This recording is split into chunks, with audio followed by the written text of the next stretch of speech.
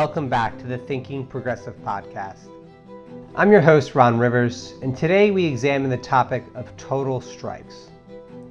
This recording is taking place during a time of immense uncertainty in the United States and really around the world.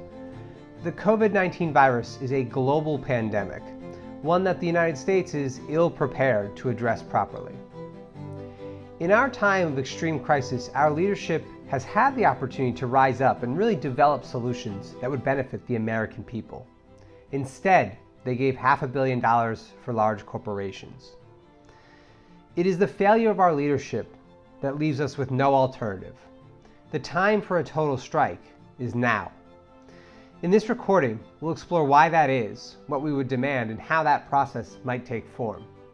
It's certainly not a discussion to be taken lightly, but it is one that I ask you to consider genuinely.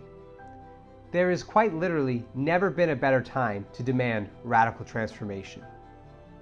The only question is if we have the will to do it. Thank you for listening to the Thinking Progressive podcast. Peter Baelish famously said that chaos is a ladder, identifying the opportunity his crisis presented him. People fighting for progress in all directions should take a moment to consider how COVID-19 reshapes the strategy of our movement. Now is the time to frame our circumstances as they are, recognizing those working against progress are presently weakened. Now is the most significant opportunity we've ever had in our lifetimes for radical transformation. We'll explore why a total strike is necessary, how it could take form, and the policies that we should be demanding. Now, seeking opportunity in crisis is generally frowned upon, as it should be. Taking advantage of people during periods of weakness and uncertainty highlights everything negative about the human condition. We rejoice when price gougers receive justice, right? You've probably seen online several articles about people hoarding supplies and getting busted for hoarding and being forced to donate them. We collectively reject crisis exploiters, demanding a higher intent for humanity. National leadership disagrees. To them, this crisis is about wealth transfer. The recently passed stimulus bill includes $500 billion for massive corporate bailouts. It is peak aggression in our ongoing class war, a slight to every American now in crisis. Behind the curtains of our political spectacle are millionaires and billionaires patiently preparing to purchase significant amounts of depressed assets yet to come. As Americans, we have some tough decisions to make, and we need to make them now. The COVID-19 virus is going to decimate our country. The aftermath will be an economic collapse that will allow wealthy elites to become significantly richer, while what remains of America's middle class free falls into poverty. Our country will be a shadow of the United States that all of us remember. The task every American owes themselves is to decide if this future is known or subject to change. Why total strike? A total strike would combine labor, consumption, rent, and debt strikes together to grind the American economy to a complete halt intentionally. It is, without a doubt, the most effective tool the American people have to demand necessary changes. Together, we would refuse to participate in the economic arrangements we're currently bound to. It is now more apparent than ever that our legal, political, and economic institutions are inadequate in the face of crisis. A total strike allows we, the people, to address these failings without reliance on elected officials.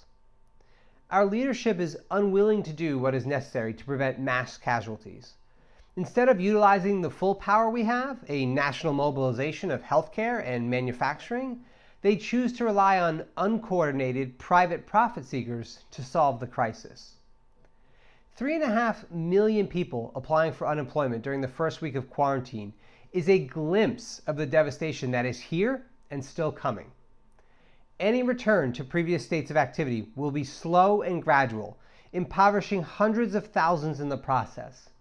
In our worst times, we see that our political system is nothing but puppetry for the millionaire and billionaire classes. The primary reason for a total strike is that we have no other options. It is simply not enough to sit back and wait for things to get better while those in charge funnel money upwards. There's no other way to say it. The America you thought you knew is over. Every one of us has a decision to make now about what our lives look like moving forward. Will we come together to reject oligarchy and profit in favor of community and cooperation? Or will we accept our fate and revert to serfdom at the expense of many lives? Desperate times call for drastic measures. Americans have a difficult decision to make over the next month, one that will determine our fate for years to come. We can't talk about a total strike without focusing on our present moment in time. Forget everything you knew about the United States of America. We now live in a very different place. Consider two critical factors about the time we are experiencing.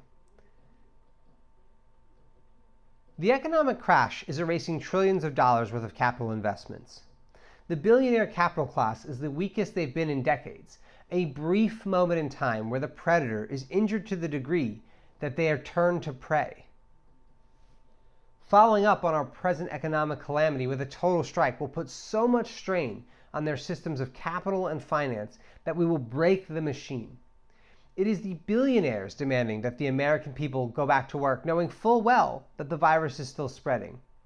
They need us to begin producing more than we need them. We can't talk about this present moment without also recognizing the sheer number of us who will be economically devastated by this crisis. Opportunity is a fickle moment. It presents itself demanding you seize it or watch it go. Fleeting and quick to move, those who are slow to act or afraid of failing are most likely to miss out. The question for every American at this moment in time is, what do you have to lose? If you long for a better vision of humanity, now is the most significant opportunity ever presented to us. In times of great calamity, there are moments of hope, but hope is not the precursor to action, it is the result of it. Now more than ever, it's time to embrace the fact that as a people, we need to come together for a broader vision of humanity. The moneyed elites and their corporate congresspeople will not save us. It is up to us to protect ourselves through swift and decisive action. That is why it is time for a total strike. 3 primary demands. A total strike without a clear set of demands is a waste of effort. While everyone will have a personal collection of critical requirements, we want to focus on programs that are immediately accessible and popular enough to achieve majority consensus. The 3 demands we'll explore will radically reshape the economic, political, and social landscape of the United States. Our objective is not a temporary relief like those found in independent rent or debt strikes. It is to redefine the circumstances in which we live. On the surface, 3 demands may seem inadequate, and given the scope of the problems in the United States, that impression is undoubtedly correct. However, by sticking to 3 core demands, we significantly increase our likelihood of success. It allows us to approach our action with laser focus and create frameworks for implementation that can hold people accountable. If we demand everything, we will get nothing. But if we focus on the most critical structural reforms, we will open doorways to transformation in many directions. Our first demand is a socialized healthcare system. Many of us are familiar with the adage of having the right tool for the right job. Without Medicare for All, there is simply no way to test and treat people for COVID-19 to the necessary degree. It is the social technology we need now. Today, there is a clear gap in the quality and quantity of healthcare available, divided by economic class. One example staring us in the face is that wealthy Americans are accessing COVID-19 testing, while poor people cannot. States and medical facilities around the country do not have adequate supplies to deal with patient volume. What we need is a warlike, mobilized, productive, and treatment effort. What we have is self-serving organizations seeking to benefit from our collective weakness. Medicare for All is a platform that the majority of Americans across political parties agree with. Now more than ever, we need to socialize our healthcare verticals. Tens of thousands of lives depend on it. Our elected leadership has chosen to forsake the lives of American people for profits. We are given no choice but to demand this transition immediately. The plan exists, and we can begin implementation today. Universal health care is an incredibly strong demand because it is necessary to alleviate the circumstances that we find ourselves in. It's a direct ask that will be put to immediate use, saving thousands of lives in the process. If we are unwilling to take up the fight and demand Medicare for all now, then we all own a small part of the inevitable deaths to come. COVID-19 makes it surprisingly easy to forget about the other extinction-level crisis that we're facing. Before the pandemic, any progressive would tell you that the most pressing issue facing humanity is the climate crisis. If we're to find any positivity in our immediate circumstances, it is that we now have the power to make multiple demands heard. The second demand of a total strike is to pass, implement, and immediately enact preparations for a Green New Deal. To date, the primary opposition towards transitioning America to green energy infrastructure has been the lobbying efforts of the fossil fuel industry. Moneyed elites who are not shy about placing profits over global well-being. In our second financial crisis of the past 12 years, it should surprise no one that the large corporations are the biggest benefactors of our most recent stimulus package. If it is our responsibility to bail out for-profit corporations, it is their responsibility to bail out the planet. The Green New Deal addresses two critical concerns for the United States during and after the crisis. The first and most obvious is the transition to green and renewable energy. If we conquer the coronavirus but do nothing to save our planet, all of this is for nothing anyway. Building a networked green energy infrastructure will create millions of jobs and radically transform economic activity within the United States. There are millions of Americans out of work right now who were not a month ago. Those numbers are only going to increase. Large-scale, coordinated government infrastructure investment is a way to guarantee training and jobs for millions of Americans. We are ensuring that our revitalization favorably impacts our working class, not just elite capital holders. We can't talk about a Green New Deal without highlighting one of the most profound but often unspoken realities of this investment. A networked green energy infrastructure provides the United States with an almost limitless supply of near-zero cost energy. Today, we already understand that the most productive sector of the American economy is innovation and creativity. Nearly free energy would radically reshape our access and agency within the world. Demanding a Green New Deal now is a way to secure the economic futures of generations to come. One thing that the crisis highlights about American society is just how corrupt our elected officials are. At this point, it's well beyond political party bias. The United States of America is the wealthiest country in the world, and our trajectory indicates we are going to have the worst COVID-19 response of any country. The consequences of our lackluster effort will be many preventable deaths. We have to follow the money. The third demand of our total strike is the separation of money and politics. Simply put, our paralysis to rise to the challenge of this crisis is because of the political institutions we inhabit. When private and corporate donors sponsor the majority of members of both major political parties, it is impossible to ever have governance for the people. What every American should always remember about this crisis is that it was well within our power to take dramatic action. Instead, our leadership defaulted to a handful of private medical manufacturers and insurance companies to develop a way to help us while still making a profit. It probably won't surprise you when I share that health insurance companies have donated billions to political candidates over the past decade. We could interchange health insurance companies with fossil fuels, pharmaceuticals, and so many others, and the results would be the same. Social transformation demands that we remove politics from the shadow of money. During any average time, this would be a tremendous hurdle given the fact that so many elected officials answer to corporations. COVID-19 opens a rare window of opportunity and offers a shortcut to solving one of the core problems of American society: the legal dominion of wealthy elites over our national direction. The solutions for money-free elections already exist. We should publicly fund elections at the federal, state, and local levels. We can give states the freedom to democratically determine how much money to allocate to each individual depending on the position they're running for. We can reduce overall costs by integrating modern technological solutions, such as developing a publicly owned campaign platform that lists every candidate in a single centralized location. To qualify for funds, we can keep existing petition signature requirements or create new ones.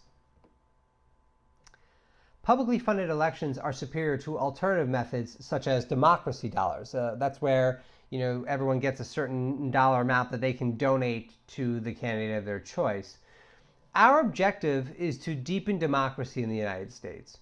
By creating a higher degree of civic participation and awareness, we can speed up the pace of change in our legislative process to better mirror the technological, cultural, and social changes that we are experiencing. Any solution that leaves the opportunity for one candidate to amass a large swath of funds comparable to the others will corrupt itself. Reimagining democracy and demanding its transformation through a total strike will open the door for alternative visions of the future and new generations of candidates who develop them. Of the three demands we've discussed so far, democracy reform may seem like the most out of place.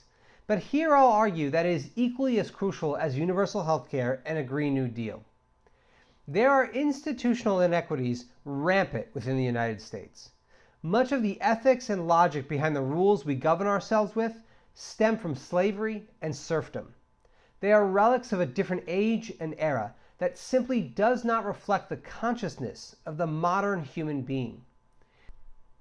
If we are to maximize the opportunity at hand with a total strike, rewriting the rules surrounding how we choose leadership is imperative. Without it, nothing is stopping us from reverting to old forms of dominion once the memory of crisis has faded.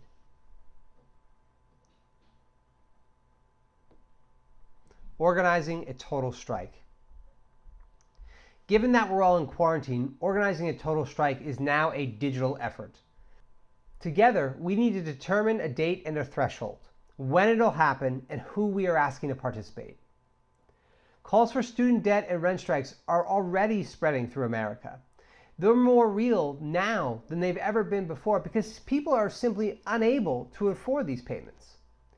Capital and debt strikes are critical, but without combining them with productivity and consumption strikes, we dull our blade. Now is the time to coalesce around a broader vision. It's not enough just to defer or deflect payments within the system.